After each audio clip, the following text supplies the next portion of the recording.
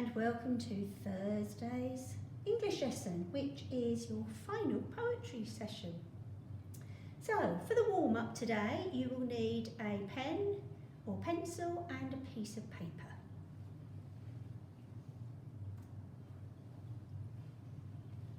So, we're going to go back and look at synonyms and antonyms this morning.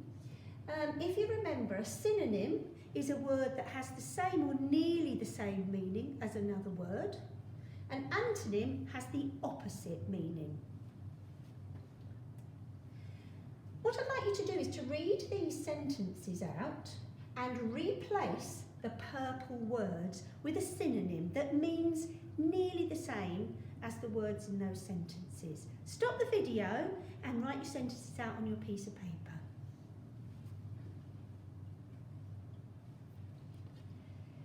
So, the meal we had at the restaurant was horrible.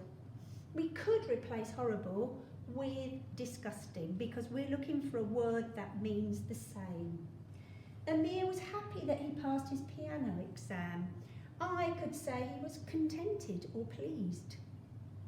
We played a boring game of chess yesterday. I could say that it's an uninteresting game of chess.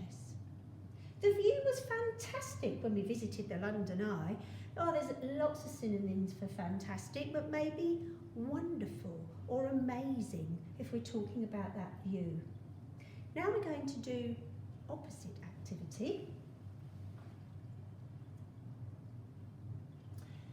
I want you to read these sentences and I would like you to replace the words in bold with an antonym. So you're now looking for a word that has the opposite meaning. And maybe don't always go for the obvious one.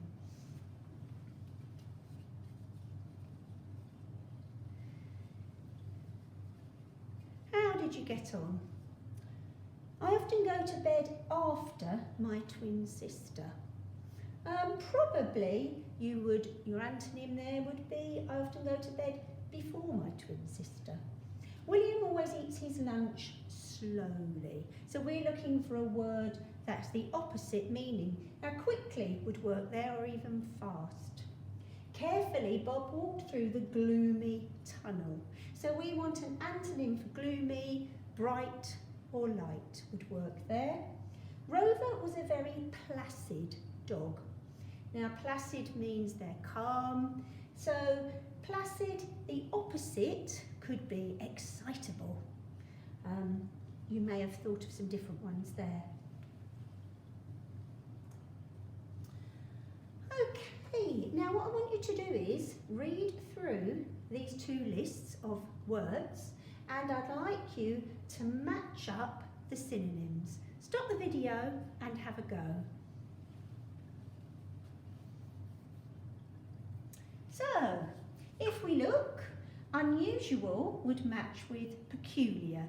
They have the same meaning.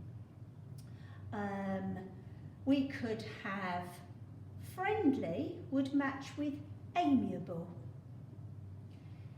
Beautiful would match with exquisite. Grumpy would match with irritable, and excited would match with exuberant.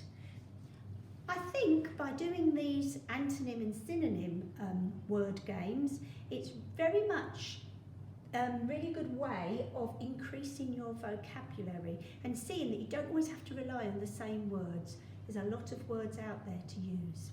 Right, on to today's poetry work. Now, do you remember, about a year ago, we held a poetry day. You would have been in year 5 with Miss Elliott, and we did have a poet visit the school who ran a fantastic assembly. Now the theme of that poetry day was truth, and some of the classes used that theme to write poems about fake news. Fake news is false or misleading information that's passed on to the public, usually as news. So could be broadcast on television, on social media, on the radio. I'm sure you have probably discussed a lot of fake news recently.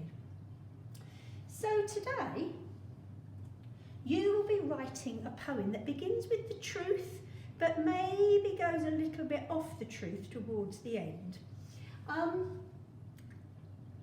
This is really just to make your poetry a bit more interesting. Now, there will be some help from Simon Mole. So if you head over to Google Classroom now, you can click on the link to Simon Mole's website and you can follow his steps to creating your poem. If you like, I will put these slides on Google Classroom, so if you'd rather follow written instructions, they will be there for you. Once again, please share your poems with us. Good luck!